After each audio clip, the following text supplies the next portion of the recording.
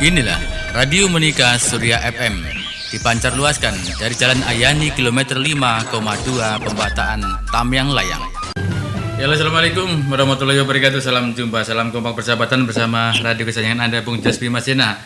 Malam hari ini hadir di acara talk show, ya acara yang selalu ditunggu-tunggu oleh sahabat pendengar Radio Monika Surya FM di Baitu Timur dan sekitarnya, dan di negeri YouTube Radio Monika Surya Baitu Timur. Di ujung telepon ada senior-senior yang sudah luar biasa malam hari ini. Saya akan sapa dulu satu persatu sebelum kita mulai. Assalamualaikum Pak Rizal, Kepala BPBD Kabupaten Batu Timur yang saat ini sedang di Jakarta. Selamat malam Pak Rizal. Assalamualaikum, waalaikumsalam Mas. Ya, iya Pak. Salam sehat Pak ya. Ini dalam rangka kegiatan dinas ya Pak ya nama? Ya. Oke, baik. Silakan Pak, disapa Pak untuk pendengar kita Pak. Selamat malam pemirsa Radio Monika. Saya terima kasih diberikan kesempatan malam ini memberikan. Oke. Baik, terima kasih Pak Rizal. Stand by sejenak, dan Pak Cilik silakan Pak, disapa Pak untuk pendengar kita Pak. Assalamualaikum warahmatullahi wabarakatuh. Waalaikumsalam. Selamat malam dan salam sejahtera untuk kita semua. Untuk para narasumber, para pendengar Radio Monika Surya FM Baitu Timur kan. Iya. Dimana saja pun yang bisa menerima siaran kita pada malam hari ini. Oke, baik. Salam sehat untuk semuanya. Salam sehat. Oke, Bung Yandi silakan disapa Bung untuk pendengar kita. Assalamualaikum warahmatullahi wabarakatuh. Salam sehat semuanya, para pemirsa di rumah dimanapun berada, rekan-rekan Arsum, Bung Jos dan Pak Rija yang lagi bertugas dalam perjalanan. Salam sehat. Terima kasih banyak. Bung Senior Badawo, selamat malam Bung. Silakan disapa Bung untuk pendengar kita Bung. Halo Bung Badawo. Ya, silakan disapa Bung untuk pendengar kita, silakan.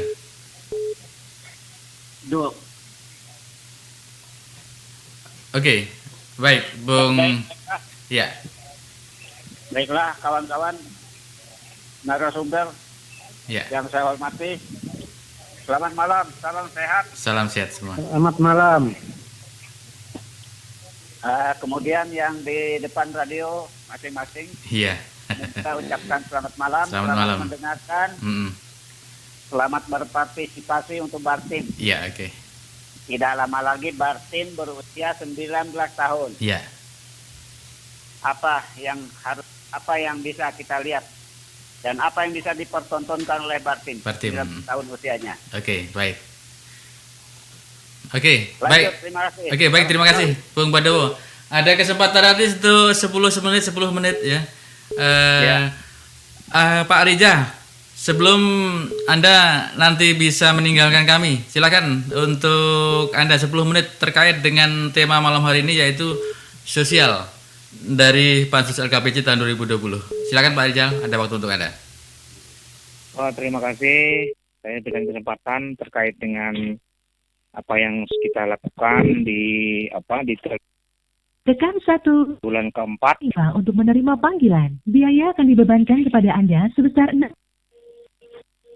Halo. Iya, silakan Pak. Mohon maaf. Di penghujung 2020 saya diberikan kepercayaan untuk mengelola di dinas sosial. Ya, alhamdulillah apa yang diamanahkan pada waktu itu memang perkembangan COVID-19 kita sedang memuncak lah gitu. Jadi pada saat itu trennya menaik. Waktu 2020 ya memang pemerintah pun juga istilahnya gagap lah, artinya dengan menyikapi dengan tren COVID itu. Jadi memang pada waktu itu pemerintah kabupaten akan pemberian bantuan sosial khususnya kepada 1.000 kepala keluarga yang disampaikan, atau istilahnya 1.000 kepala keluarga yang kita sampaikan. Alhamdulillah kita sampaikan di 9 kecamatan, kecuali kecamatan Kabupaten Janang. Jadi berdasarkan data yang kita lakukan, 1.000 paket itu di 9 kecamatan tersebar kecuali Kecamatan Karangsenjana. Nah, jadi data-data itu pun kita yang gunakan untuk dilakukan kepada warga kita di Barito Timur. Jadi dalam perjalanannya memang kita di tahun 2020 itu kan juga ada di Kementerian Sosial terjadi sesuatu yang tidak kita inginkan. Jadi mungkin kita di Dinas Sosial menyikapinya sedikit hati-hati sehingga untuk paket yang 10.000 itu tidak kita luncurkan.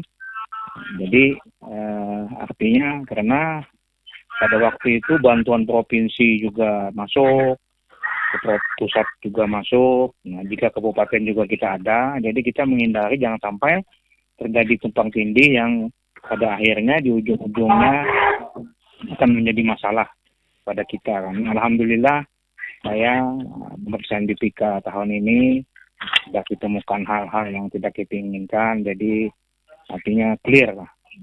Nah, saya sangat bersyukur. Andai kata 10.000 itu turun juga saya juga agak bingung kan.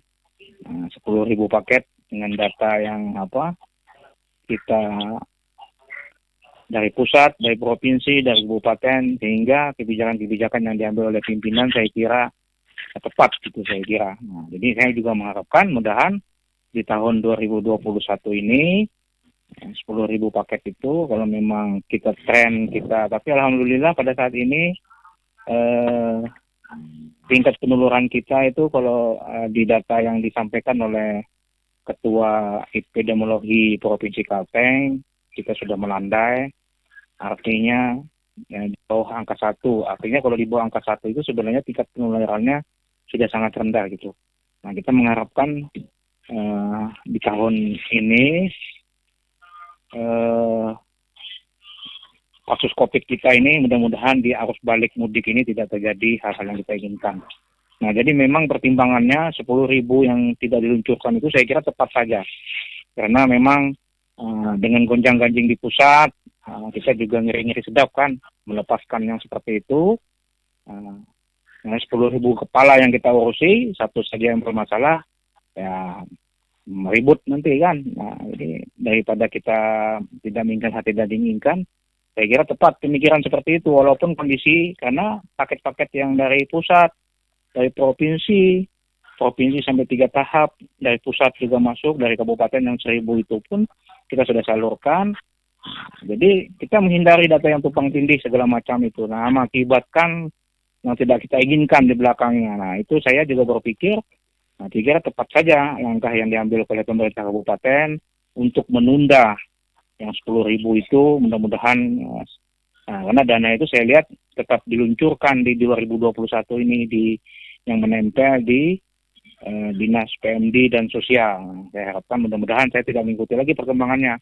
Ini gimana kelanjutannya itu. Mudah-mudahan ya dengan situasi COVID kita ini mungkin menurun, saya kira mungkin ada pertimbangan lain pimpinan untuk melakukan pemberian bantuan sosial itu. Sedikit Bung Pareja, kami mau tanya ya. Ya takutnya data tumpang tindih itu apakah data itu kemarin tuh masing-masing itu beda-beda lah.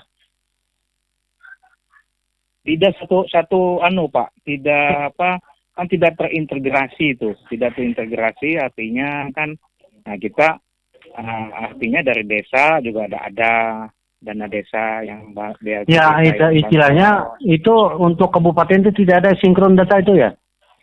Bukan tidak sinkron Pak, jadi kita karena kan di data dari provinsi kan kita tidak linknya itu tidak satu data itu tidak terintegrasi.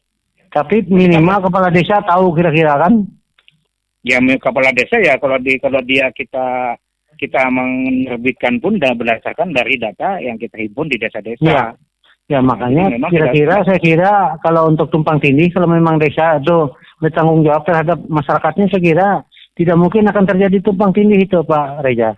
Ya, jadi memang itu kita pertimbangannya kira-kira gonjang-ganjing itu Pak, yang kemarin di Kementerian Sosial, kemarin yang kasus KPK itu kan. Nah, jadi kita ya kalau memang kita ditindaklanjuti, tapi pemikiran pimpinan ya karena data itu kita juga dari provinsi masuk kan, di ujung-ujung itu kan Nah, ada tahap ketiga sampai 3 tahap nih di provinsi itu yang prosesnya.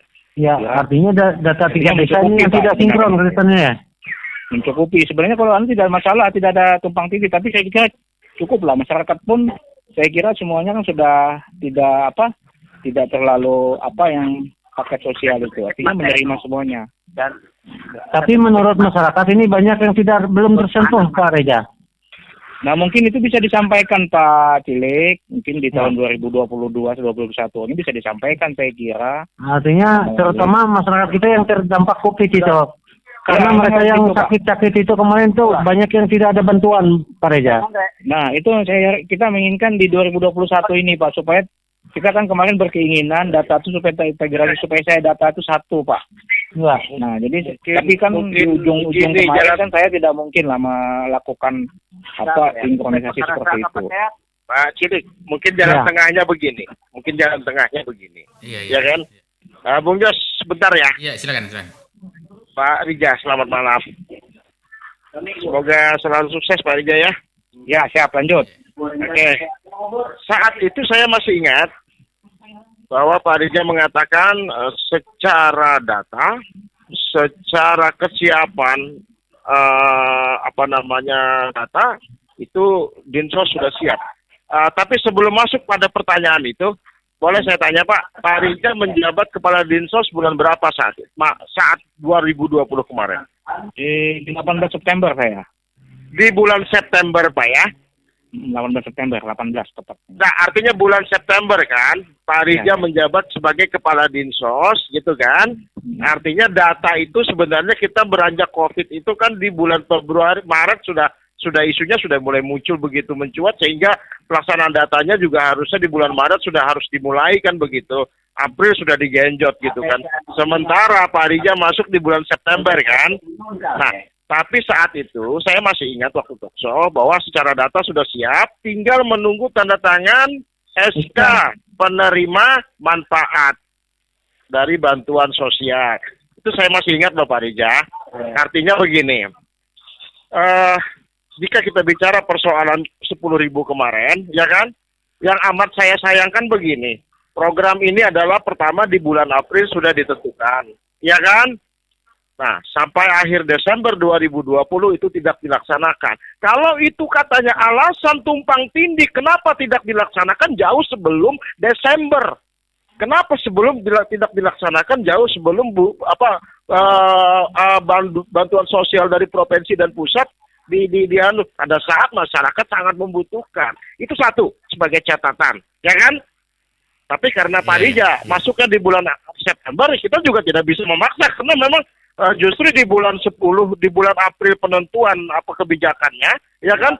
Justru di bulan-bulan Pak Rija yang pelaksanaan eksekusinya kan begitu. Itu satu ya catatan Bung Jos. Tolong dicatatkan Bung Jos. Iya, oke. Ya kan? Ya. Jika alasannya bantuan dari provinsi yang masuk, pusat masuk, kenapa tidak jauh sebelum ini, sebelum pada saat RDPU kita lakukan, dananya katanya sudah siap, anggarannya sudah siap dikucurkan, programnya sudah siap, itu tidak dikucurkan segera dengan alasan tumpang tindih. Yang kedua saya mau tanya, apakah dengan tumpang tindih ini ada sanksinya? Apakah ada sanksinya? Kan begitu. Kasus di kementerian tentunya beda dengan bila terjadi yang dimaksud dengan tumpang tindih. Kasus kementerian adalah kasus korupsi, kasus menerima pungli gitu kan. Nah, kalau ini kan memang kalau memang ada istilahnya itu kan tumpang tindih. Tapi pertanyaan saya simpel dan sederhana. Jika misalnya dalam 5% dari data itu tumpang tindih, ya kan? Apakah ada sanksi yang diterima? Tidak ada. Bung Yandi, sedikit Bung Yandi. Sedikit ya. Artinya kemarin kami ada studi banding ke Dinas Sosial Kalimantan Selatan, Bung Yandi. Ya. Nah, jadi mereka itu memang ada yang tumpang tindih katanya. Cuma sanksinya itu hanya disuruh mengembalikan kan gitu saja. Ya. Nah, saat bulan April ke atas, di bulan September ke bawah, semua masyarakat banyak teriak, tolong kucurkan bansos, tolong Pemkab kucurkan. Karena DD sudah kucurkan sebelumnya, yang lain juga sudah mulai ini. Pemkab yang belum. Kenapa sampai pada saat program ini meluncur dengan mudahnya alasan. Dengan mudahnya, gitu loh. Bahwa ini ada tumpang tindih, ada ada apa namanya, kemudian ada persoalan bahwa yang dari pusat juga turun, yang dari provinsi juga turun. Di awal talkshow dulu sudah dikatakan Pemkab harus punya skema. Harus punya skema yang baik, ya kan, tentang pembagian bantuan sosial ini. Artinya begini, orang yang sudah menerima bantuan dari provinsi, yang belum terima akan dimaksimalkan bantuan pusat, gitu kan? Orang yang belum terima bantuan pusat dimaksimalkan bantuan Pemkab. Yang belum terima bantuan Pemkab dimaksimalkan bantuan DD dari anggaran desa, kan? Atau dibalik ya. Pusat yang tidak terima pusat, provinsi yang tidak terima provinsi DD dulu. Ya kan? Oke, Pemkab mau ngintip silakan. Tapi jangan terlalu jauh jaraknya. Bayangin dari bulan April ini sudah ditentukan, rasionalisasi sudah dilakukan, refocusing sudah dilakukan. Ujung-ujungnya mau dilaksanakan di kuartal keempat, alasannya takut tumpang tindih. Gitu kan? Ujung-ujungnya mau dilaksanakan di kuartal keempat, gitu kan? Alasannya apalagi karena berbarengan hampir dengan bantuan pusat dan provinsi. Tidak ada masyarakat yang menerima sebenarnya apa istilahnya ya, itu masyarakat sudah menerima saja karena tidak dibagikan 10.000. Intinya begini kalau saya melihat. Saya kembali kepada LKPJ, tapi saya tidak sorot Pak Rija karena baru mulai di tahun 2020 bulan September. Syukur-syukur itu sudah dieksekusi. Saya melihat di capaian indikator kerja LKPJ, Dinas Sosial, Nabila tuh LKPJ-nya, saya anggap Dinsos tidur. Saya anggap tidur. Boleh kita buka nih, ya? Iya, lanjut. LKPJ nih, ini boleh kita buka nih. Saya sampai di mobil saja dalam perjalanan, saya bawa LKPJ ini, sehingga saya bisa buka. Ya, lanjut. Saya bisa buka, gitu kan? Ini satu kompor gas lah. Coba bandingkan angka-angka programnya Dinsos ini, angka-angka program pelayanan administrasi perkantorannya, ya kan? Dengan angka-angka program teknisnya, jauh berbanding, kecil sekali. Kecil sekali. Nah, saya ketemu angka di 280 sekian ini, tanggap cepat darurat bencana COVID-19 299 juta. Karena ini yang berarti yang dieksekusi oleh Pak Rija, bantuan bansos 1.000 paket ya Pak Rija ya? Iya. Nah, ini yang dieksekusi. Dieksekusinya bulan 10 kan Pak? Saya ada catatan ini. Iya, yang bulan 10. Padahal ini pengajuannya bulan April. Jauh kali. Yang saya sangat sayangkan bukan persoalan ini bantuan provinsi sudah turun, pusat sudah turun. Yang saya sayangkan adalah terlalu jauhnya jarak antara pengajuan, realisasi dana dengan eksekusi. Sehingga di ujung-ujung kuartal keempat itu juga pemerintah pusat melakukan gerakan cepat dengan personeling 5 menurunkan bansos, gitu kan? Nah, apakah dengan alasan itu 10.000 paket tidak jadi? Apakah dengan alasan itu karena provinsi juga turun 10.000 paket tidak jadi? Sementara kata Pak Cilik, saya dengar, ya kan? Karena Pak DPRD ini turun lapangan loh, reses mereka turun lapangan. Keluhan itu begitu kental, begitu mencuat masyarakat, gitu. Dan saya ingat kata Pak Rija malam itu. Pak Rija sudah siap dan siap juga untuk mempertanggungjawabkannya. Clear. boleh buka rekaman kembali. Artinya kebijakan 10.000 paket ini sengaja disilpakan. Tapi kalau saya melihat, kalau itu tumpang tindih, ya kan, kemudian persoalannya hampir berbarengan dengan bantuan pusat dan provinsi, saya gimana ya mau terima alasan itu ya. Jujur saja nih, kalau kita bicara di LKPJ ini, angka untuk validasi data saja, identifikasi data saja, saya menemukan angka 31 juta. Cukup tidak kira-kira dinas sosial dengan angka ini memvalidasi, mengidentifikasi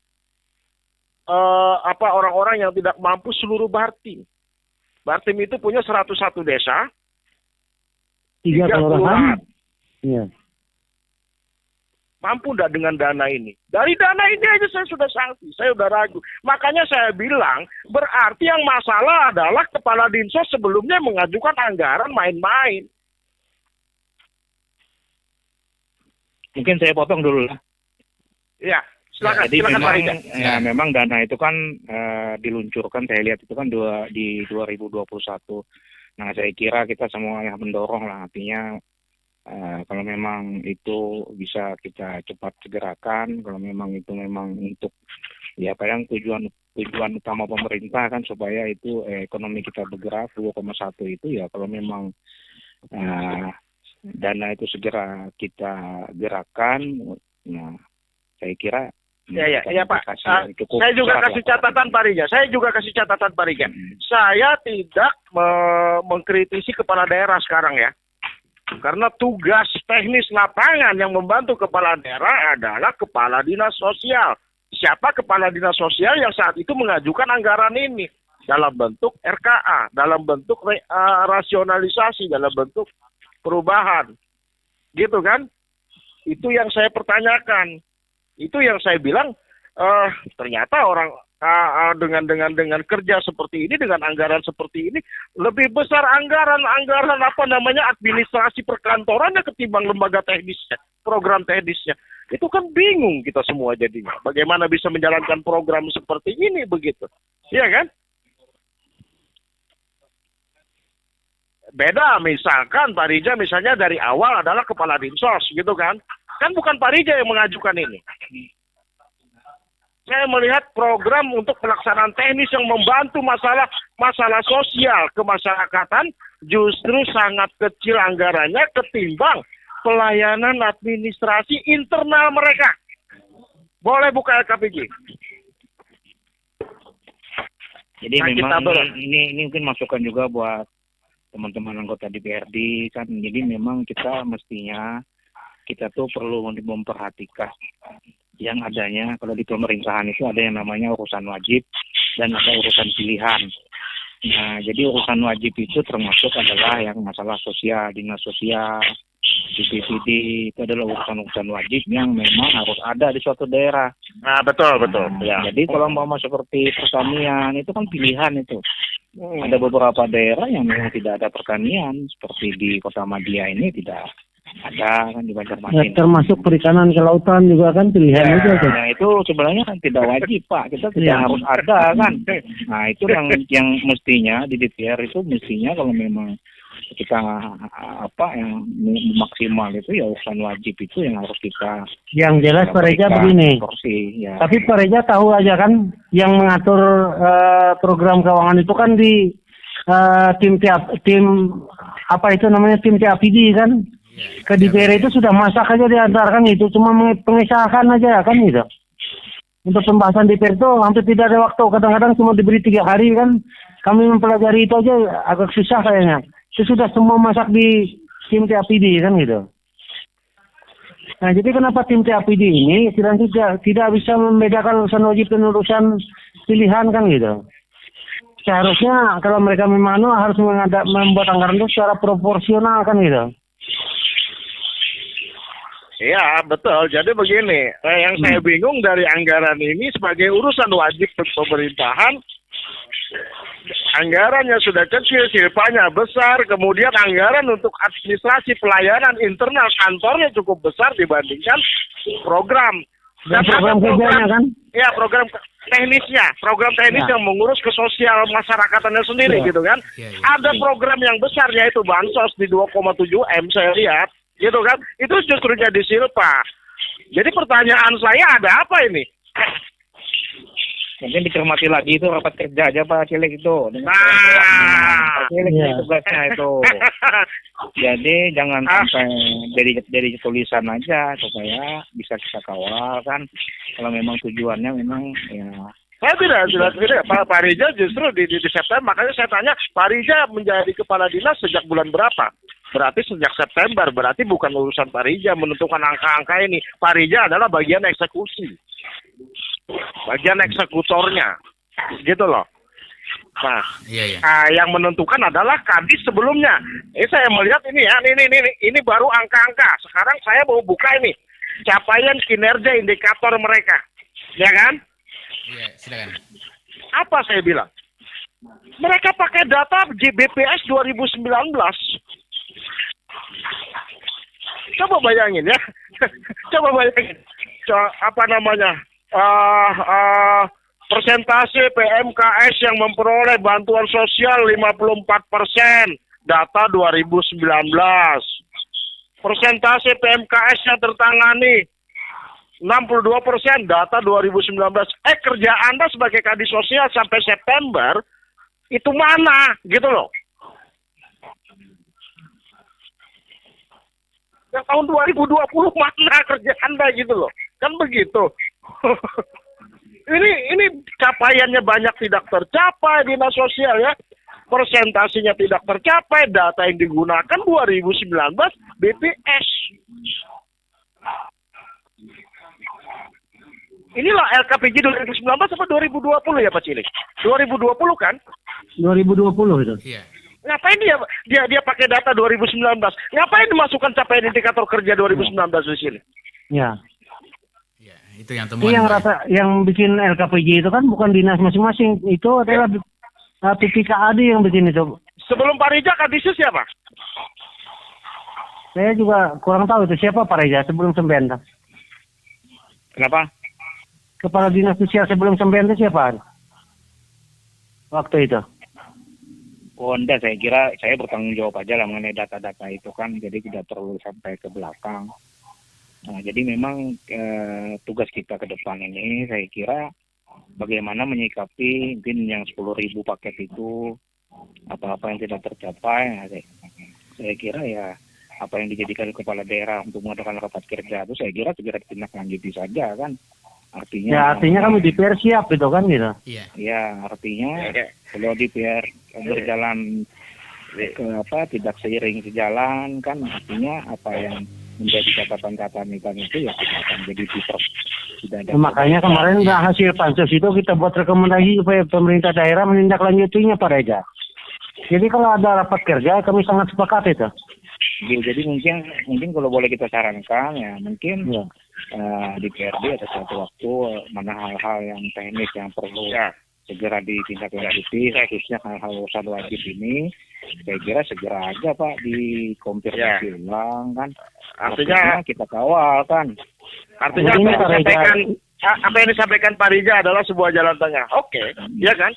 Sebuah jalan tengah bahwa ini adalah capaian kinerja yang harusnya nanti diperbaiki di anggaran selanjutnya, kan begitu? Atau ya minimal sudah mulai dilakukan di perubahan lah ya.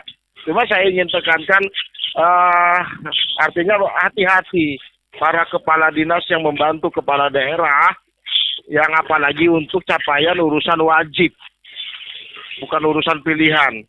Harus hati-hati memprogramkan program-program, apalagi ini adalah pilihan wajib yang berbentuk kemanusiaan, ya kan?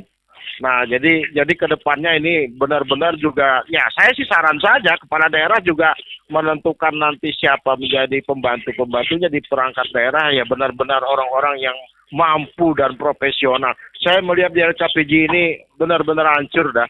Kalau yang kasihan itu kepala daerah kita loh ya. Beliau yang bertanggung jawab itu.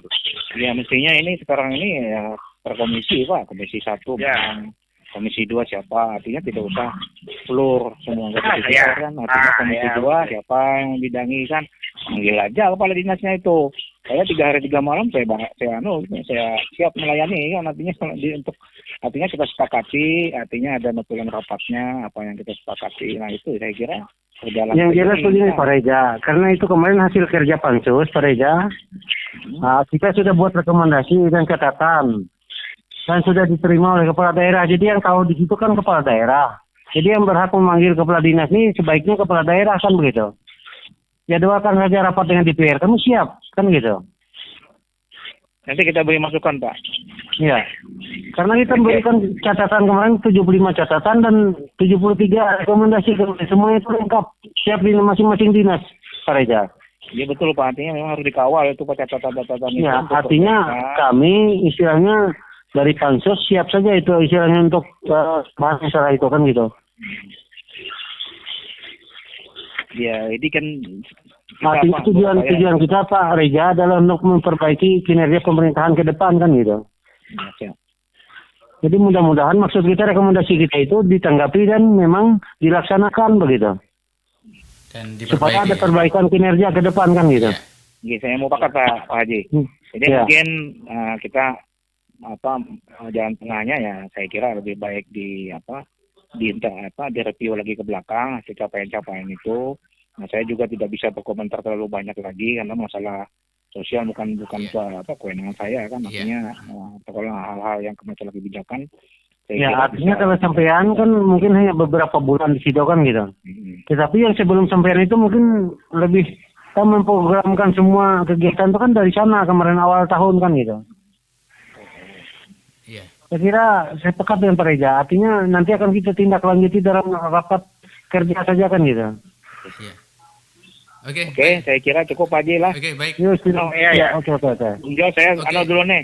Sambil jalan nih Pak, besok juga mau ke Palangka, besok ada rapat dengan Pak Gubernur. Iya, selamat jalan Pak Reza. Oke, baik, terima kasih. Makasih. Iya.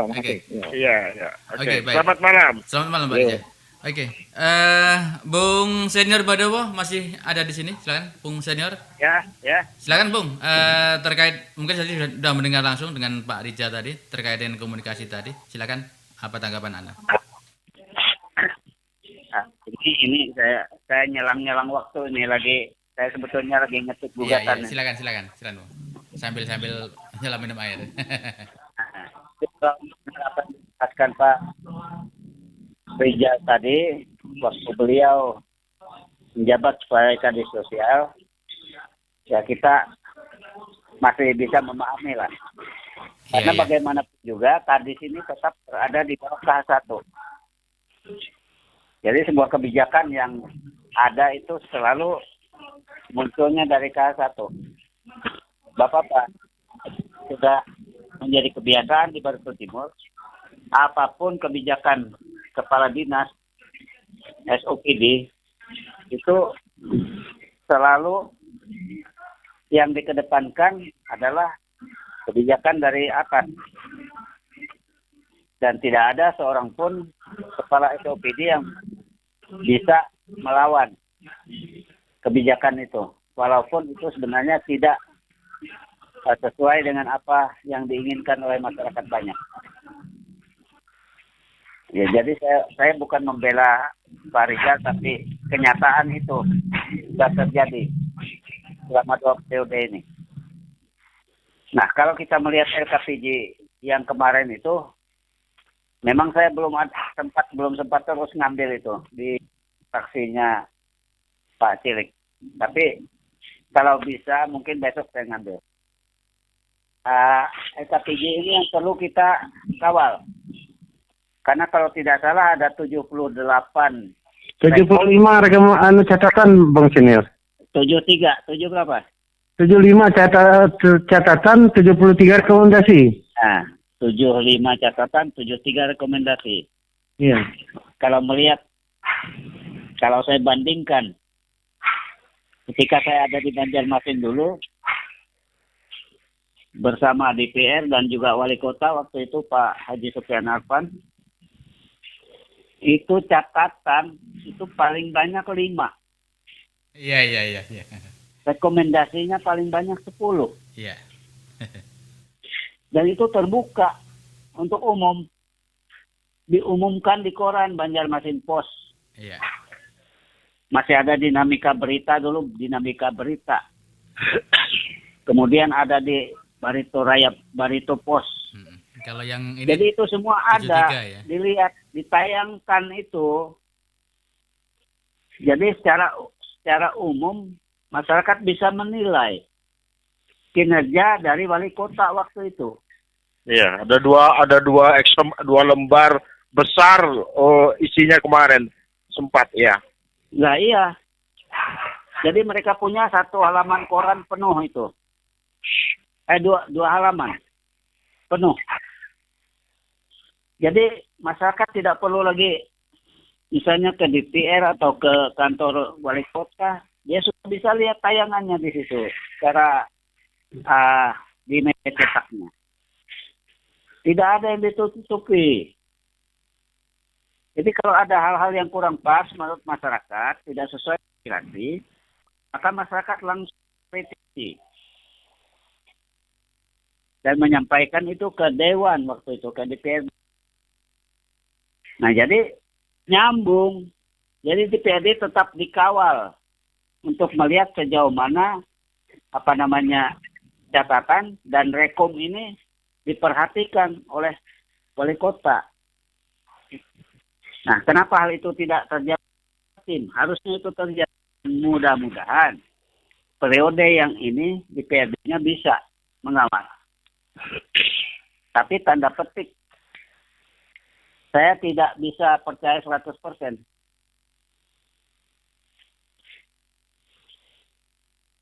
Saya yakin semua memahami itu. Iya. Kenapa? Karena banyak perutnya yang sekarang sudah kembung masuk angin. Terus aja. Iya. Senior. Ya. Itu kan ada jamu tolak angin, senior. Iya, makanya. Atau minum air rajos.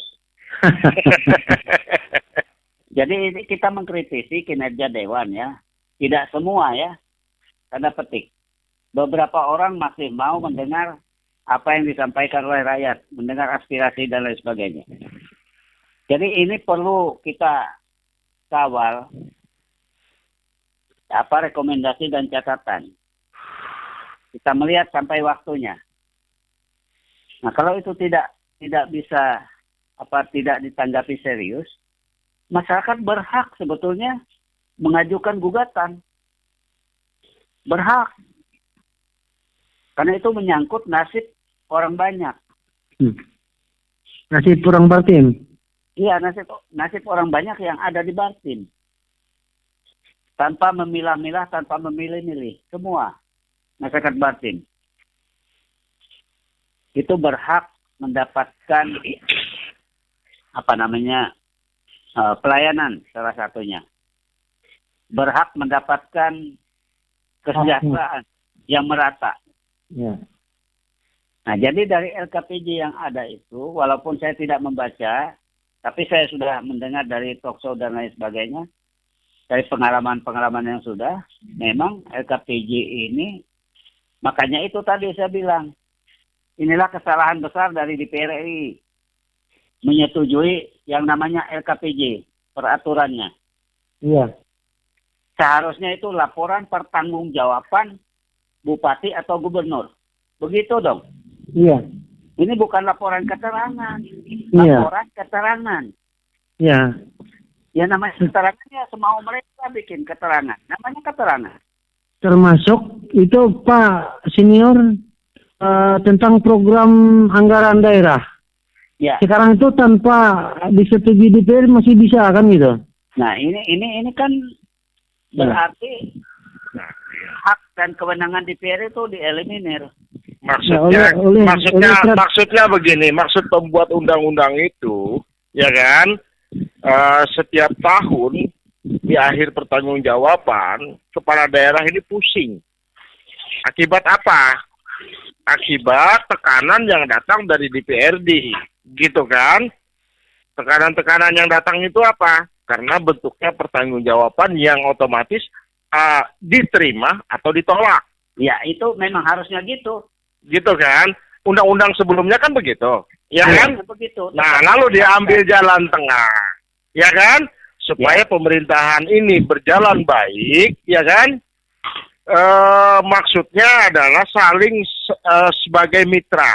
Akhirnya sebagai mitra kedudukan sejajar sebagai mitra, sehingga ada beberapa laporan yang dibuat, laporan ke pemerintah pusat, laporan ke keterangan pertanggungjawaban kepala daerah ke DPRD gitu kan, laporan termasuk laporan kepada masyarakat. Cuma setelah keluarnya undang-undang ini, maksud pembentuk undang-undang itu bagus, baik gitu kan, sehingga pembangunan ini berkesinambungan. Jadi kepala daerah tidak terlalu sakit kepala, ya kan, DPRD dapat melakukan fungsinya dalam pengawasan kontrol gitu kan. Iya. Nah, karena apa? Dulu itu begini loh ya, sering terjadi gitu kan. Oh ya, tekan-tekan kepala daerah ternyata bargaining gitu kan, harus begini. Ketika dikasih gitu kan diam, baru diterima pertanggungjawaban, baru mulus gitu kan. Nah, ini juga beberapa konsekuensi punya kelemahan dan kelebihan masing-masing gitu kan. Nah, tapi bukan memperlemah fungsi DPRD. Kalaupun seperti ini keadaannya, DPRD sendiri yang memperlemah dirinya sendiri gitu loh. Dia masih punya hak-hak yang melekat padanya. Dia punya imun. Gitu kan? Nah, kalau misalkan ini tidak dijalankan fungsi ini secara maksimal, berarti DPRD-nya memperlemah diri sendiri gitu. Masih ada sinkron sekali kok sebenarnya. Ya, kita pada prinsipnya setuju saja dengan pengaturan seperti ini ya senior ya, dalam pengertian sebagai mitra saling mendukung ya kan, tapi jangan saling memanfaatkan. Yang dikhawatirkan ini kan saling memanfaatkan. Di satu sisi salah satu pihak menekan sehingga terjadi bargaining, di satu sisi pusing, akhirnya menerima bargaining gitu kan, sehingga harus pertanggungjawaban diterima, kan begitu. Ini membuat sakit kepala juga. Jika kita kembali ke pertanggungjawaban juga sangat repot gitu loh, ya kan? Sangat repot sekali nih. Terjadi gejolak, gejolakannya pasti lebih besar. Cuma bila ketentuannya sudah seperti ini, juga jangan semena-mena juga gitu loh. Maksudnya ya kan, mau ya saling memperhatikan. Jangan lagi ada bargaining seperti itu gitu kan. Yang dikhawatirkan kita ini kan begini. Sebagai mitra, ayo sama-sama membangun antara eksekutif dan legislatif gitu kan. Kalau ini berjalan dengan baik, normal, oke, sukses di daerah. Tapi bila terjadi kondisinya tidak seperti yang kita inginkan, sekarang pertanyaannya fungsi mereka sebagai legislatif mana gitu loh.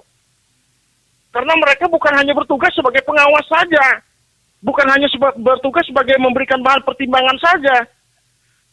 Mereka juga punya fungsi-fungsi lain untuk bertanya, melakukan investment, gitu kan. Fungsi-fungsi mereka itu ada, cuma ya itu tadi kalau misalkan sebagai lembaga DPRD tentu kuat, melanggar sumpah saja sekarang ada sanksinya gitu kan. Cuman jangan memperlemah diri sendiri gitu loh, ya kan. Nah, sebaliknya sama dari pihak eksekutif. Jangan mentang-mentang ketentuannya sudah bukan dalam bentuk pertanggungjawaban, jangan semena-mena juga gitu loh. Nah, para SKPD inilah yang membantu kepala daerah dan DPRD. SKPD itu harus paham loh ya. Dia bukan hanya sebagai pembantu bupati, dia juga membantu DPRD. Coba buka pasalnya.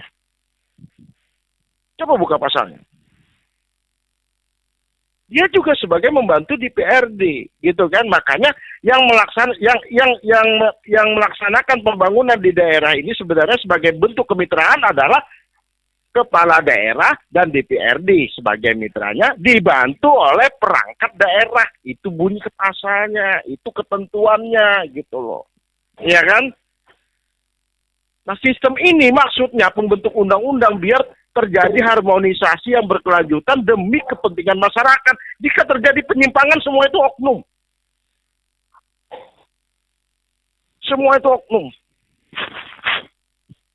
Nah, seyogyanya, seidealnya, gitu kan, sistem ini harus jalan sebagaimana dikatakan senior. Timpangnya sedikit saja sistem ini, ya kan, pincang jadinya. KPJ ini kan terlihat sebagian besar anggaran ya banyak juga sih yang urusan bukan pilihan anggaran DAK ya. Baik fisik maupun non fisik, banyak sekali anggaran DAK. Tapi bila kita melihat kembali mencermati anggaran kita sendiri, internal sendiri, pelayanannya kok besar sekali dibandingkan program teknisnya. Salah satunya malam ini kita bicarakan masalah urusan sosial. Coba baca satu-satu urusan sosial ini, mana hanya 1.000 paket, ya kan, yang tersalurkan kemarin sebesar 288 juta, sisanya adalah program teknis yang rata-rata capaiannya tidak tercapai karena angka anggarannya terlalu kecil. Sementara angka administrasi mereka secara internal, buka sendiri deh, nggak bisa dijabarkan satu-satu di sini. Iya kan? Nah, makanya saran-saran kita di sini kan ada 2. Ke depan, dari awal sudah.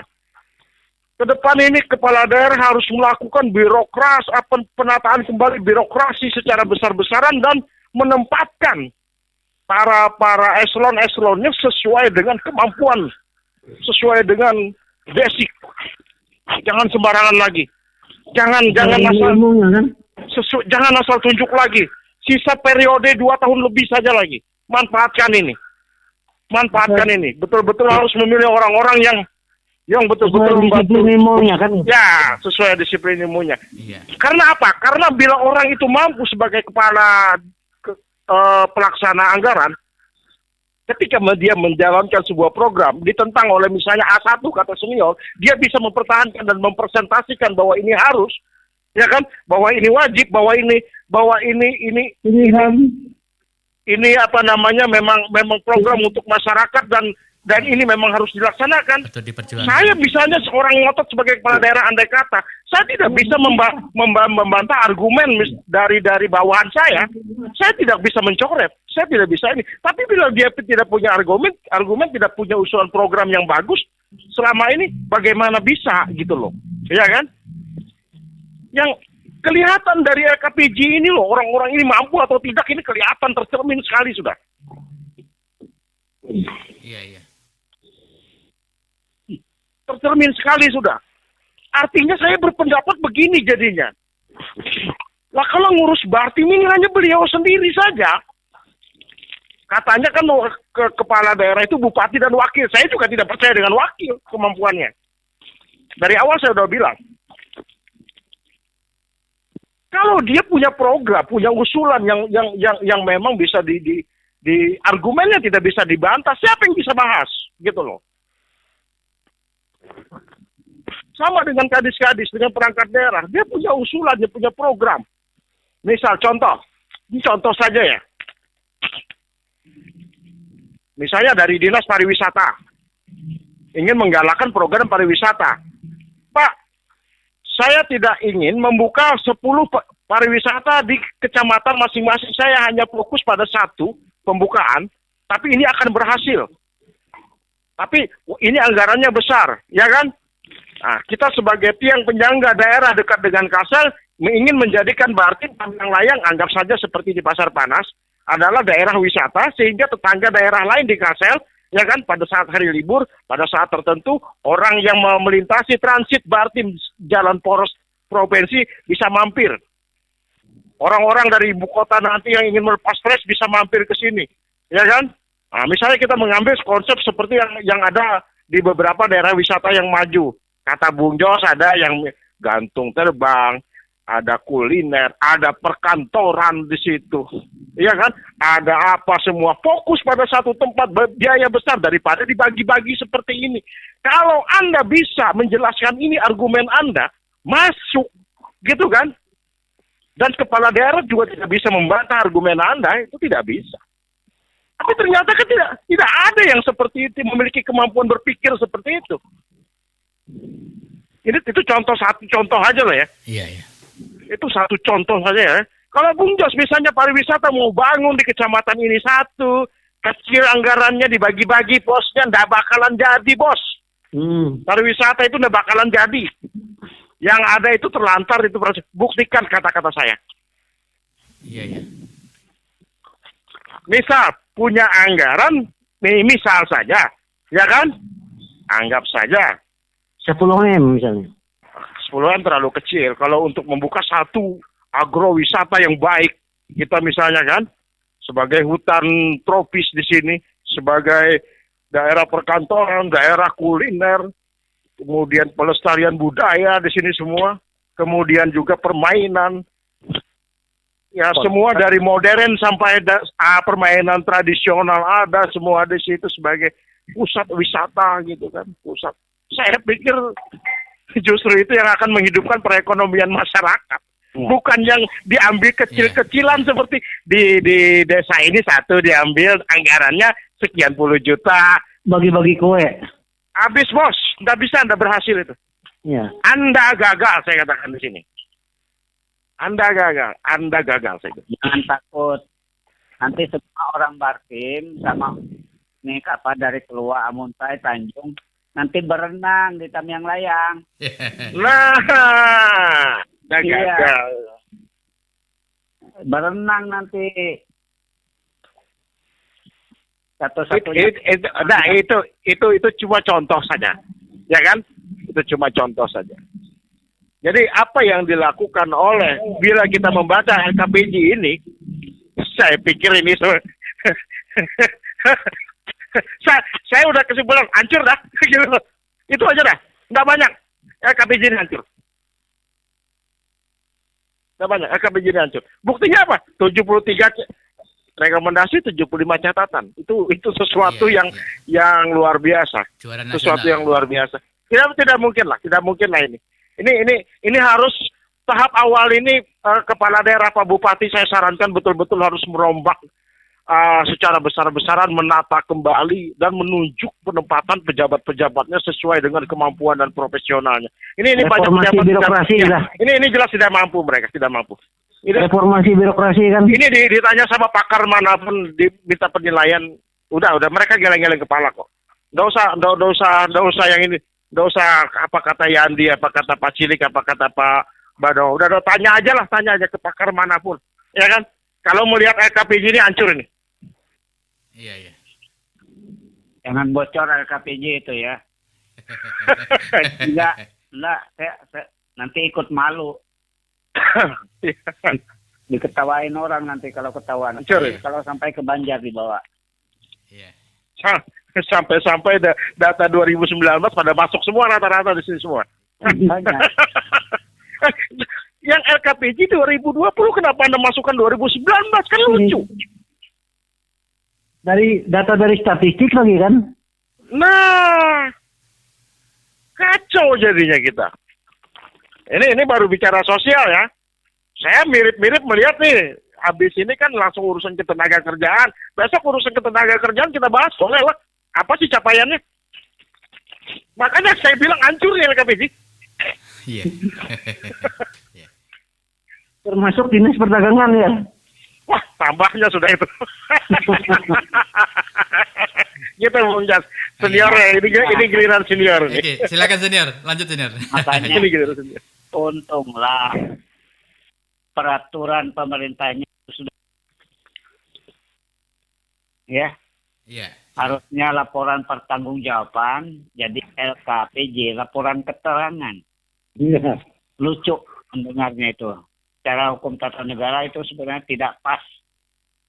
Yang pas adalah pertanggungjawaban. Kenapa?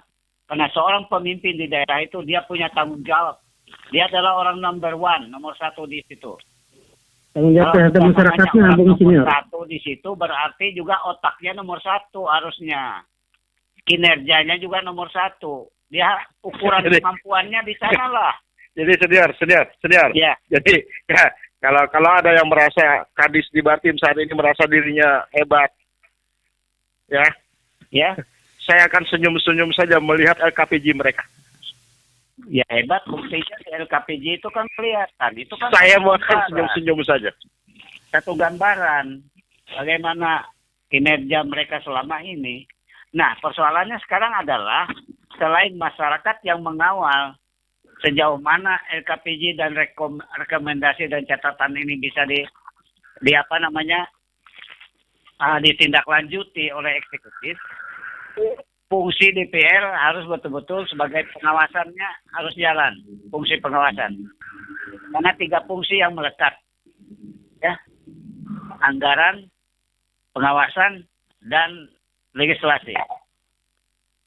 Nah, nanti kalau itu tidak bisa jalan, artinya rekom dan catatan ini tidak mampu dibenahi minimal 50%, maka sebetulnya DPR punya hak.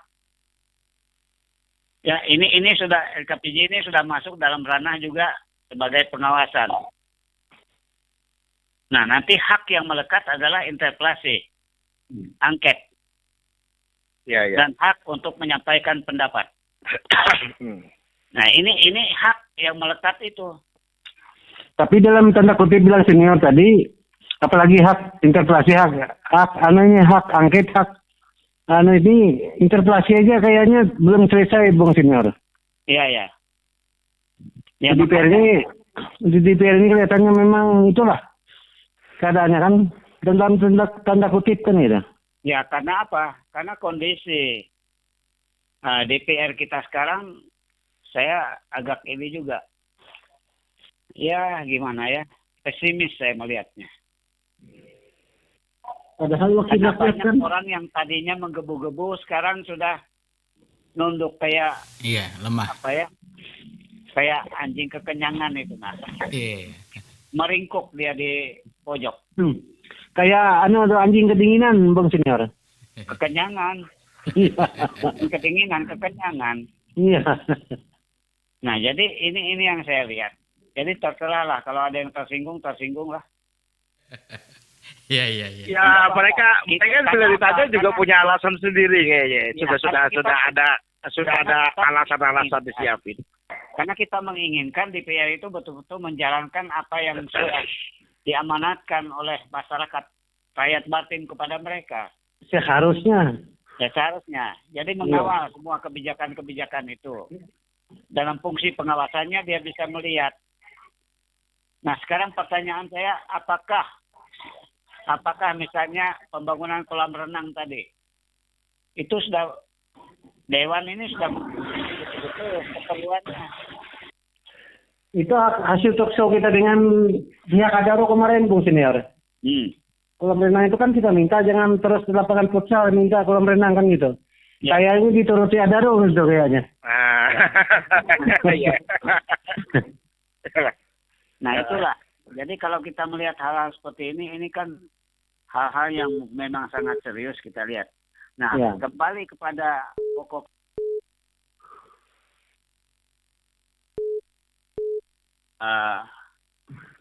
kinerja dari Dinas Sosial. Tekan 1. Sampaikan oleh Pak. Nah, untuk menerima panggilan, biaya akan dibebankan kepada Anda. Iya, silakan lanjut. Artinya tetap akhirnya harus tunduk dan patuh pada apa? Kebijakan dari pimpinan. Tidak mungkin artinya mereka mengabaikan apa yang diinginkan oleh pimpinan. Seperti data. Kalau di Bartim ini berapa sih? Manusianya 123.000, itu termasuk bayi sama anak-anak loh. Iya. Iya. Dan tiap desa ada kepala desa dan pembantunya, keperangkat desanya kan gitu. Kepala desa itu kan tahu harusnya. Tahu persis dia jumlah penduduknya berapa, ini berapa. Kalau mau betul-betul bekerja ya. Kalau mau bekerja betul-betul. Iya. Kalau bekerjanya hanya dari belakang laporan anak bapak aja ABS, asal bapak senang. Ya sudah, akhirnya kacau double. Jadi nggak usah jauh-jauh lah. Di RT saya ini saya hafal tiap rumah. Ya betul, Senior betul. Ya. Dia bukan ketua RT. Tapi saya hafal rumah si A, si B, si ini sampai ini. Saya hafal semua manusianya. Termasuk kehidupannya Bang Senior lah. Termasuk 12 kios yang sudah tutup. Udah ada sensus sendiri Senior. Loh iya, jadi kan seharusnya ya kinerjanya Dinas Sosial bekerja sama misalnya dengan Ketua RT. Ketua RT dengan lurahnya atau kades. Itu sebenarnya nggak salah. Nggak susah kok. Ya. Masa Ketua RT nggak tahu misalnya si Bado itu sudah mati. Kok Iya. terang ada bodoh amat. Di data di masing-masing RT kan? Ya, kan data masing-masing RT ada. Iya. Itu masa alasan tumpang tindih kan? Ya, itulah alasan tumpang tindih ya karena memang perangkat-perangkat ini tidak bekerja. Nah, kenapa bisa itu terjadi? Karena tidak ada pengawasan. Ya seharusnya ada pengawasan. Artinya diawasi lah. Artinya boleh nggak ini? Misalnya sekali-sekali lah. Misalnya data di RT ini, di desa ini tidak benar. Cobalah sekali-sekali sidak. Seperti yang pernah dilakukan oleh Ahok atau oleh Jokowi waktu gubernur DKI. Atau oleh Ganjar Pranowo, gubernur di Jawa Tengah. Bisa disidak dan ketahuan. Kemudian sidak kemarin yang ada dana apa itu? Kemarin wakaf apa yang kemarin dipotong? 1 juta tiap desa itu. Di Jawa Tengah. Kemudian sidak oleh wali kota di Medan. Jadi ketuan kekurangan. Iya. Nah, cuman memang persoalan yang adalah bagaimana membenahi data-data yang perlu dicari. Ini Bung Senior banyak kita temui di desa-desa. Irik. Ya. Lucu lagi. Tapi Ya. boleh cek. Itu banyak kita temui Bung Senior di desa-desa itu data-data orang miskin tapi punya motor 2-3 Bung Senior, rumah Nah, betunan. Itu kan sudah nggak beres. Iya, artinya asal keluarga dari Yang betul-betul miskin, iya. janda Tertinggal. tidak ada penghasilan apa-apa, justru tidak dapat bantuan. Iya. Jadi setelah dicek Bung Senior itu adalah keluarga ketua RT, keluarga perangkat desa kan? Dari perangkat desa. Atau kerabat dari kepala desa kan begitu? Ya, ini bukan rahasia lagi. Iya. Kejadian. Salah satu contoh, saya nggak sebut kampungnya, desanya. Iya. Kemarin ayam itu diterima oleh perangkat desa, dibagi-bagi, bukan ke masyarakat. Setelah ayamnya bertelur dan masa bertelurnya istirahat, si perangkat desa yang oknum perangkat desa yang punya ayam ini sekitar 100 berapa itu tiap perangkat desa nggak mampu lagi beli pakan. Harus diserahkan ke masyarakat. Nah, lalu dibagilah. Ada yang dapat 2 ekor, ada yang dapat 3 ekor. Itu adalah sisa. Iya. Karena sudah tidak kuat beli pakan. Lalu dibagilah ke rumah-rumah. Ada yang dapat 2, ada yang dapat 3. Lucu. Ayamnya belum tentu bertelur lagi. Ayamnya sudah tua. Nah, setelah mereka tidak mampu lagi, dibagilah ke masyarakat yang lain. Ini kan kurang ajar namanya. Dan itu terjadi di beberapa desa. Coba dengar masyarakat. Nah, hal-hal seperti ini seharusnya diketahuilah oleh misalnya kadis sosial yang ada sekarang. Karena itu adalah salah satu juga tugas mereka untuk melihat masyarakat yang tidak mampu, yang bagaimana yang dapat harusnya. Tapi tidak ada atau lemahnya pengawasan, disitulah letaknya salah satunya. Nah, kemudian tadi disinggung masalah penempatan para pejabat di eselon 2, eselon 3. Ya bagaimana mungkin? Seperti dulu pernah sarjana pendidikan jadi kepala dinas kesehatan. Dia ampicillin aja nggak ngerti. Paracetamol itu isinya apa? Dia nggak ngerti. Iya. Tapi tetap jadi kepala dinas. Itu dulu ya, dulu. Kenapa? Iya. Waktu itu Batin baru berdiri. Iya. Dan kekurangan SDM. Dan terus terang waktu itu saya ikut menyusun kepala-kepala dinas pada tahun 2002 itu.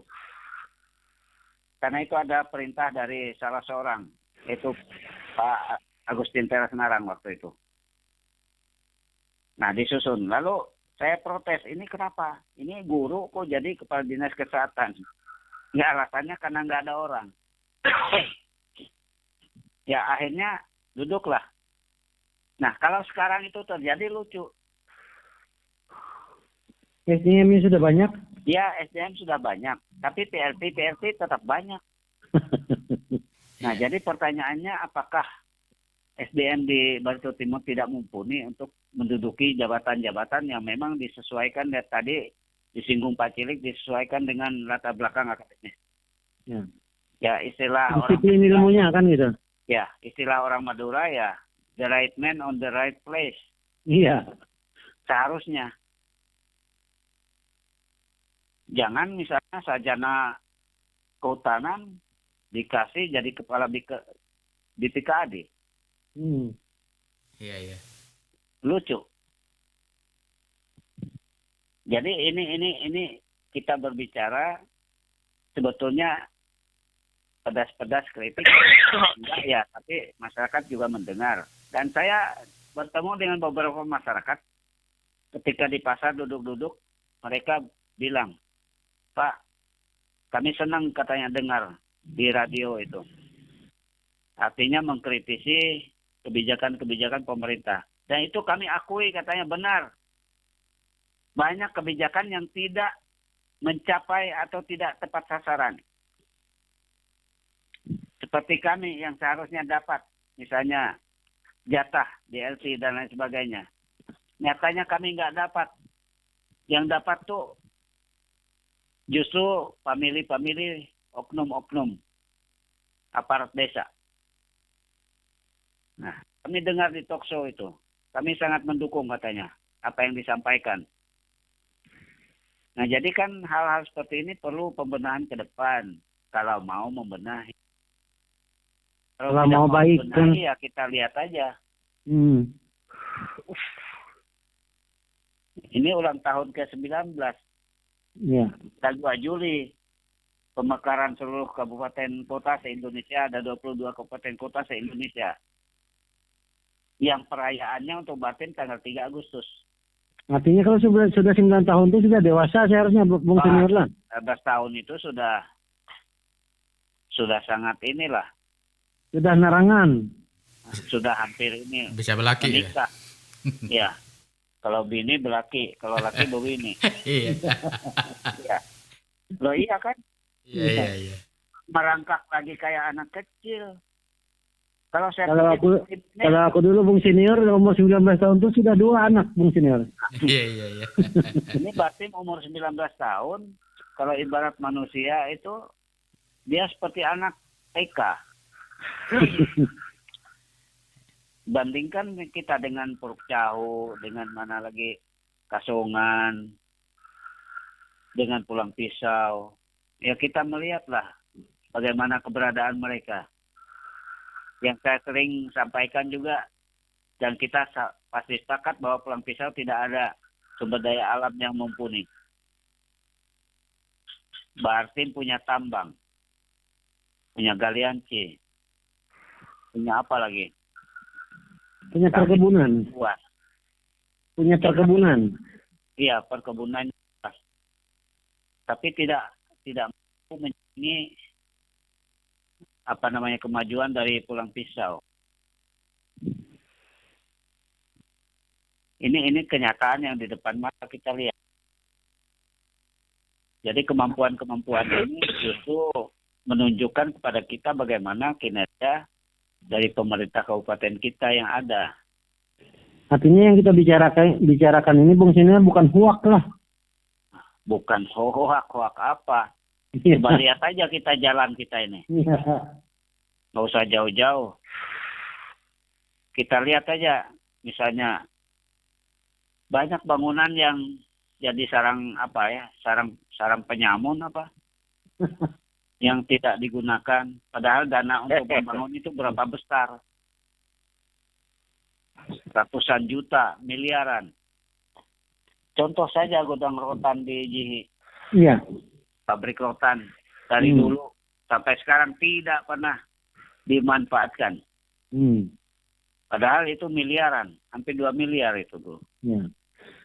Di situ Kemudian kami renovasi tahun 2014 atau 2013 itu renovasinya 900-an juta. Iya. Tapi tetap itu jadi sarang nyamuk. Banyak kan Bung Senior, aku berjalan ke situ tuh banyak kondom. Ya itu. Mabuk-mabuk. Iya. Iya. Ya karena itu sunyi. Ketawa Bung Yandi. Kondom itu kan filosofinya untuk mencegah pertumbuhan penduduk yang Iya. tinggi, kemudian untuk untuk meningkatkan kesejahteraan gitu kan. Ya, jadi kan seharusnya meningkat kesejahteraan gitu. Harusnya. Bangunan rumah 3 buah rumah di bangunan apa itu kan kelihatannya untuk kantor atau untuk apa di Bendung Tampak itu. Iya. Itu kan nggak didiami. Padahal berapa ratus juta bangun itu. Iya. Jadi banyak bangunan-bangunan yang justru tidak berfungsi bagaimana yang diinginkan. Nah dulu yang di Munsit itu apa? Yang bekas apa dulu? Kantor apa lupa Cilik yang di Munsit itu dulu. Kesbang. Iya. Itu kan sempat jadi sarang penyamun. Sempat tempat anak mabuk-mabuk, ngobat, nyabuk. Iya. Pintunya hilang, jendelanya hilang. Diangkut. Iya. Lama nggak digunakan, padahal seharusnya dimanfaatkan lah. Baru lagi kembali uang lagi untuk renovasi, proyek lagi. Minimal untuk itu sebenarnya Bung Senior, untuk isolasi kan? Ya harusnya untuk isolasi dulu nggak jadi. Iya. Jadi banyak sebetulnya hal-hal yang bersifat sosial ini yang tidak mencapai sasaran yang sebenarnya. Artinya kelihatannya Bung Senior banyak yang dikejar tuh proyek pembuatannya saja, Bung Senior. Nah itulah kita Pemanfaatannya belum ada kan gitu. mampu membangun tapi memaksimalkan pemanfaatannya tidak dilakukan. Kembali lagi rumah dewan, lihat. Sekarang dicat bersih, bagus. Iya. Halamannya, rumputnya di ini, tapi nggak ada manusianya. Itu kemarin hasil pemeriksaan di PKP belum layak ditempati Bung Senior. Nah, kalau belum layak kenapa? Karena termasuk peralatannya belum lengkap kan gitu. Nah, justru itulah. Kalau membangun itu kan harusnya sudah ada tahapan-tahapan perencanaannya. Ya. Termasuk sebuah rumah itu bisa ditempati. Termasuk luasannya tidak memenuhi syarat Bung Senior.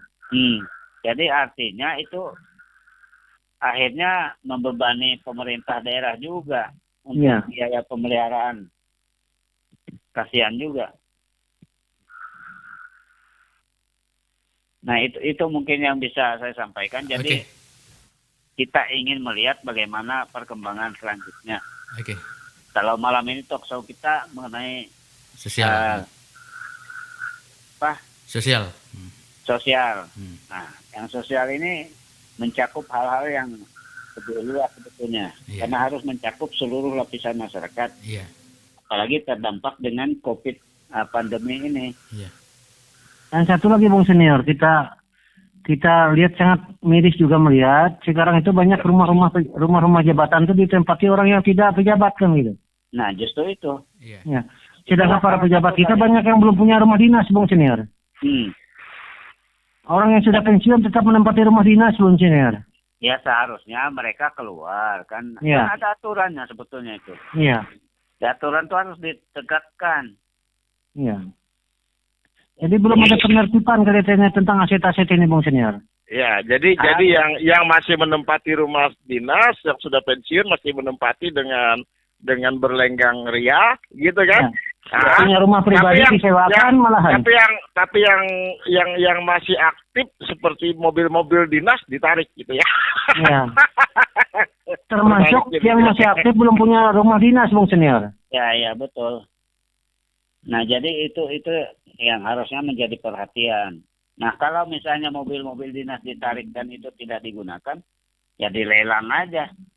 Iya, sebaiknya dilelang daripada jadi besi tua, Bung Senior. Jadi besi tua, jadi inilah. Ya, akhirnya kan karena tidak dihidupin minimal, artinya biasanya mobil itu kan paling tidak dihidupkan itu 1 minggu sekali. Ini sudah beberapa bulan kan, ya paling tidak kan akinya yang runtuh itu. Ya justru itu bukannya baik disimpan begitu malah rusak. Kenapa? Ya. Timbul karatan. Ya, artinya minimal kalau mau mengembalikan uang daerah lah dilelang lah secara umum kan gitu. Lelang aja ya. Iya. Karena ada aturannya. Kalau memang itu tidak digunakan lagi. Ya, secara umum aja dilelangkan pada masyarakat kan gitu. Iya. Iya. Dan aturan sekarang kan memang aturan lelangnya itu umum. Iya.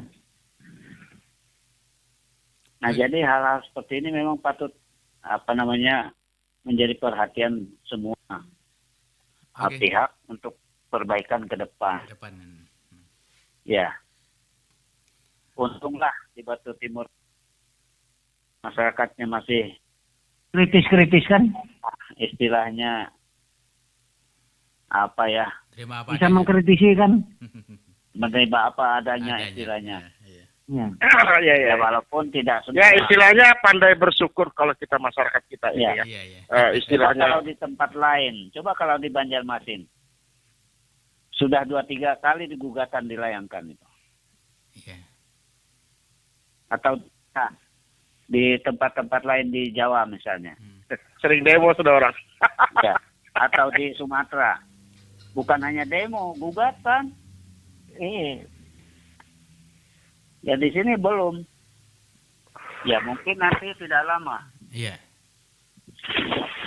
Dan masyarakat berhak dong. Karena kedudukan di depan hukum itu sama.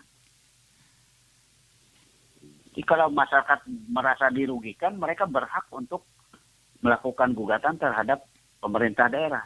Iya. Nanti penyalahgunaan kewenangan kan? Iya.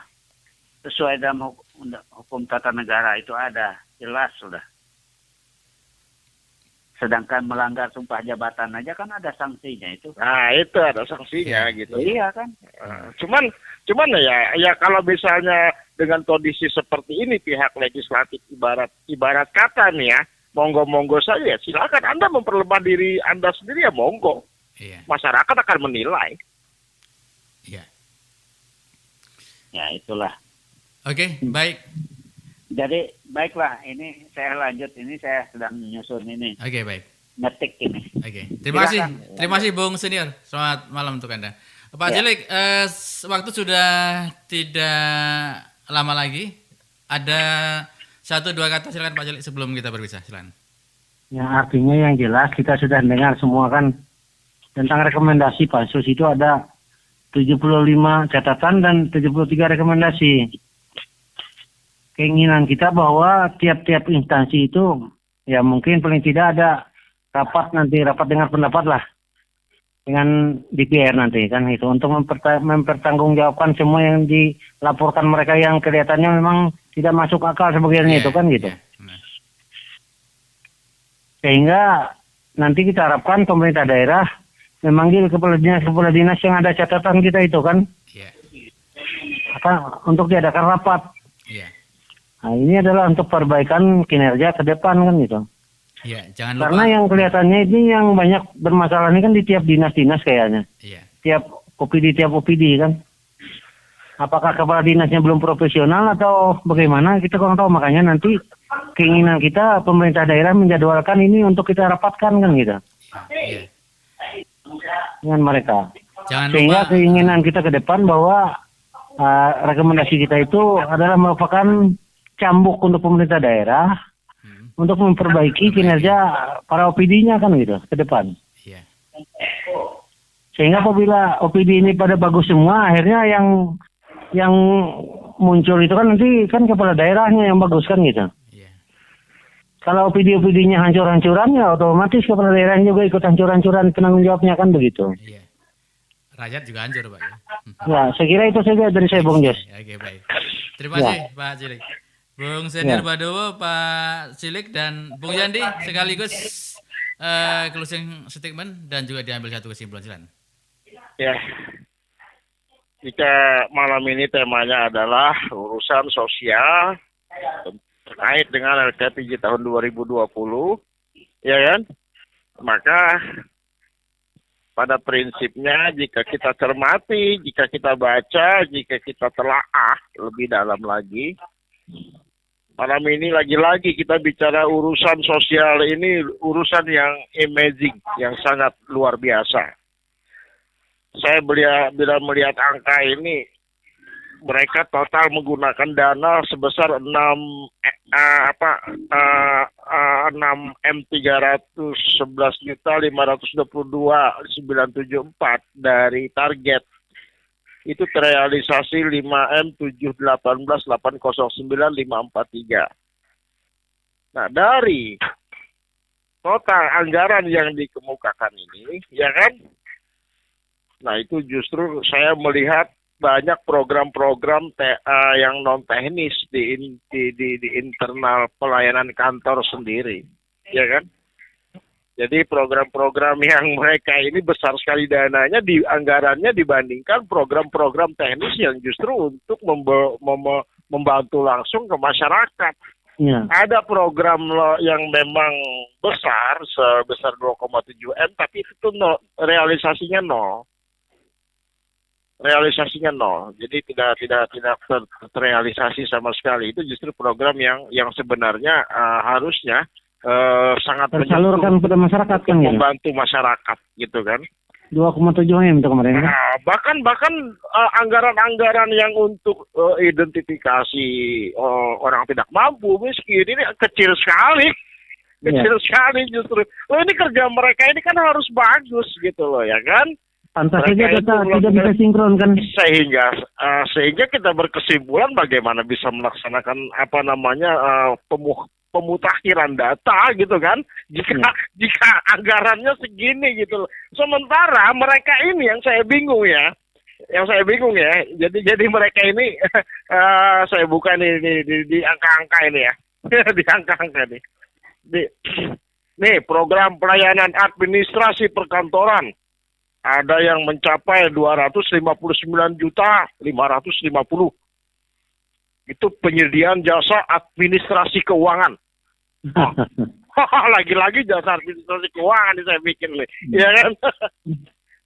Kemudian jasa kebersihan kantor mereka 223 juta, gitu kan? Ini justru yang angka-angka ini yang gede ini, angka-angka ini. Penyediaan makanan dan minuman 79 juta. Wah, untuk mereka gitu kan. Wajar, penyediaan itu wajar. Cuma yang tidak wajar saya lihat ketika ke program teknis yang menyentuh sosialnya. Yang menyentuh sosialnya, begitu kan? Wah, ketika menyentuh sosialnya, nah ini. Bantuan tanggap darurat bencana sosial 12.910. Bayangin, bantuan tanggap darurat bencana sosial anggarannya cuma 12.910.000 gitu kan. Pembinaan panti asuhan cuma 29 juta. Ya kan? Pembersihan kantor berapa ratus tadi? Pembersihan. Ya itu sih angka yang wajar, saya pikir angka yang wajar. Tapi yang tidak wajar itu ketika melangkah ke program teknis yang menyentuh ke sosial untuk masyarakat. Kok terbalik angkanya? Gitu loh. Bedah rumah berapa sebuah rumah? Nah, kan begitu. Ini angka lagi nih. Apa namanya ya? Identifikasi pendampingan dan monai bantuan sosial 40 juta. Identifikasi keluarga terdampak COVID-19 Kabupaten Barito Timur 49 juta. Kok dipecah begini ya? Aduh, nah, verifikasi dan validasi data basis data terpadu fakir miskin dan orang tidak mampu Kabupaten Barito Timur 31 juta. Sementara mereka melaporkan capaian kinerjanya juga lucu sekali nih. Ya kan? Cakupan pembinaan terhadap LSM, ormas, dan organisasi lainnya. Keterangan rasionalisasi anggaran, capaian 0. 0 ormas. Padahal terbaca di sini ada anggaran tagana juga, ada organisasi. Gimana ceritanya saya bilang nih? Ya, anggaran-anggaran sosial ya. Cakupan wilayah pendidikan politik, bukan itu, bukan urusan sosial ya. Urusan sosial ini. Urusan Kesbang itu. Kesbang itu. Bentar. Ya. Urusan sosial. Saya buka urusan sosial dulu. Urusan Kesbang. Bentar, saya ralat dulu ya. Saya ralat itu. Mana? Urusan sosial. Bentar ya, Bung Jos ya. Iya, silakan. Urusan sosial. Kesbang itu.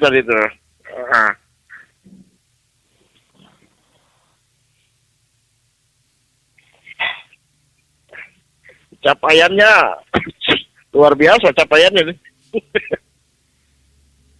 Nah ini urusan sosial, ya kan?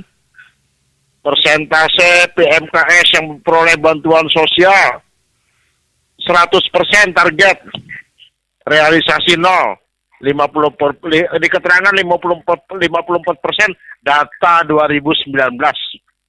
Jadi yang menyebut data 2019 ini ada berapa item ya? Program ya, 1, 2, 3, 4, 5. Ini data tidak tersedia lagi katanya. 6, 7, 8, 9, 7 data ada 2019 tidak tersedia 2. 9 yang tidak tercapai ini. 1, 2, 3, 4, 5, 6 program semuanya tidak tercapai. Loh gimana mau tercapai angkanya segini. Sementara angka untuk pelayanan administrasi mereka besar sekali. Ini yang lucu saya bilang. Ini kantor buat pelayanan mereka atau sosial ini? Ya. Kayaknya pelayanan mereka aja, Bung Yandi. Iya. Coba buka KPJ ini. Buka ini. Telaah ini. Sehingga apa yang terjadi dengan anggaran yang sedemikian ini, ya kan? Mau validasi data. Misal 1 orang diturunkan tiap desa, ya kan? Untuk melakukan validasi. Terakhir validasi dengan pencatatan sipil dong, sama KPU kan? Biasanya kan, ya jelas catatan sipil lah ya. Saya ingin tahu kapan klarifikasi mereka ke catatan sipil, saya ingin cari datanya ini. Saya betul-betul penasaran dengan angka-angka ini, dengan realisasi kerja mereka. Saya ingin kapan target terakhir, data terakhir masuk ke pemerintah pusat, kapan mereka melakukan verifikasi terhadap catatan sipil, saya ingin tahu nih. Saya udah chat teman saya, gitu kan? Sebentar dia lagi balas ngetik, ya kan? Tapi kayaknya saya tidak ungkapkan malam ini dulu, karena ini perlu saya telaah kembali. Jadi antara permintaan target akhir data masuk dengan kerja mereka, termasuk terakhir langkah mereka untuk melakukan identifikasi dan verifikasi terhadap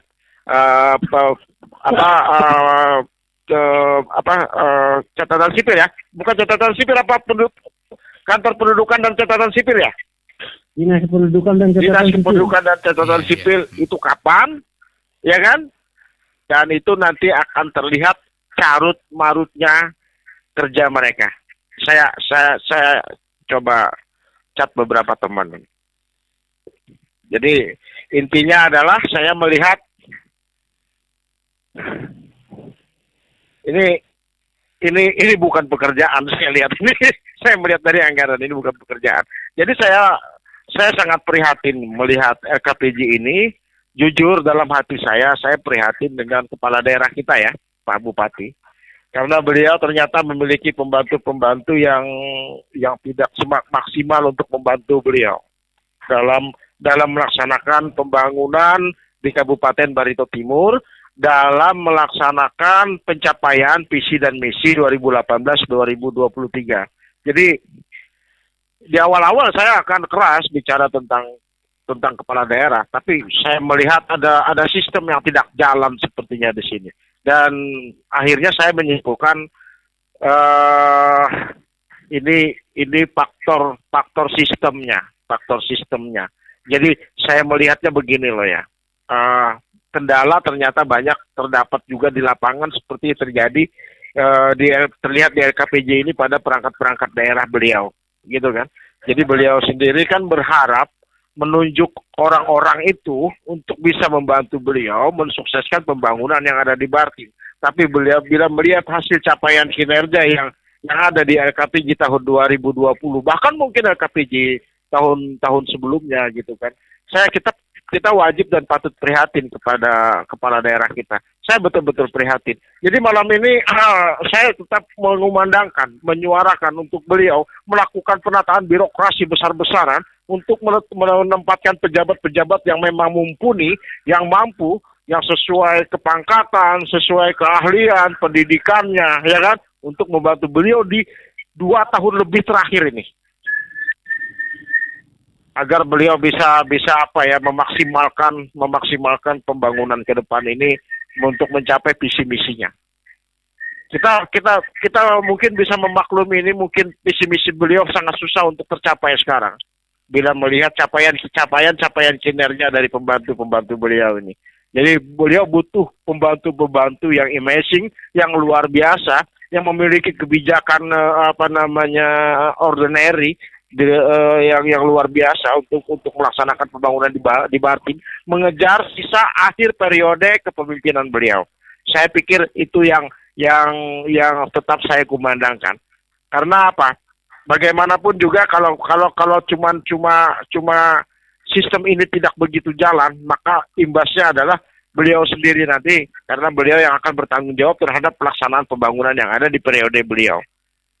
Jadi akhir kata, saya ingin mengingatkan kepada masyarakat, kepada saya sendiri, kepada rekan-rekan Narsum, kepada DPRD, dan kepada kawan-kawan yang lain, bahwa berdasarkan LKPJ ini, kita bisa melihat kinerja capaian yang sudah dihasilkan dalam 1 tahun terakhir, bahkan sebagai cermin dari tahun-tahun sebelumnya, apa yang terjadi di Bartim, bagaimana pelaksanaan pembangunan di Bartim. Nah, berdasarkan LKPJ ini kita bisa menilai bahwa ada sistem yang kurang jalan, yang kurang maksimal, sehingga dibutuhkan untuk dilakukan penataan birokrasi yang tepat, terutama dalam penempatan pejabat-pejabat yang memang memiliki kemampuan yang ordinary, yang luar biasa, saya bilang, ya kan, yang luar biasa, untuk bisa nanti ke depannya membantu beliau, Pak Bupati, melaksanakan visi misinya mencapai minimal 60-70% visi misi beliau, dan agar terdongkraknya ke peningkatan kesejahteraan masyarakat pada umumnya. Karena jujur saya katakan LKPJ tahun 2020 ini adalah yang terburuk. Talkshow LKPJ Sosial tahun 2020. Jujur saya katakan ini terjelek dan terburuk dari capaian kinerja yang ada. Dan terbukti memang di kesimpulan saya baca dari laporan Pansus ada 75 catatan dan 73 rekomendasi. Ayo kita bantu kepala daerah kita, ayo kita bantu Pak Bupati kita bantu DPRD kita bantu pemerintahan kabupaten kita untuk melaksanakan pembangunan dimulai dari sekarang dengan pemikiran-pemikiran, kalau bisa dengan tenaga silakan, monggo, tapi kita tetap positive thinking bahwa kita tetap akan bisa maju apabila kita bersama dan saling memberi masukan. Demikian Bung Jos, Assalamualaikum warahmatullahi wabarakatuh, salam sejahtera untuk kita semua, Shalom. Adil Katalino, Bacuramin Kasaruga, Basengat Kajubata. Harus. Oke, baik, terima kasih Pak Cilik, terima kasih Pak Badawo, terima kasih Bung Yandi.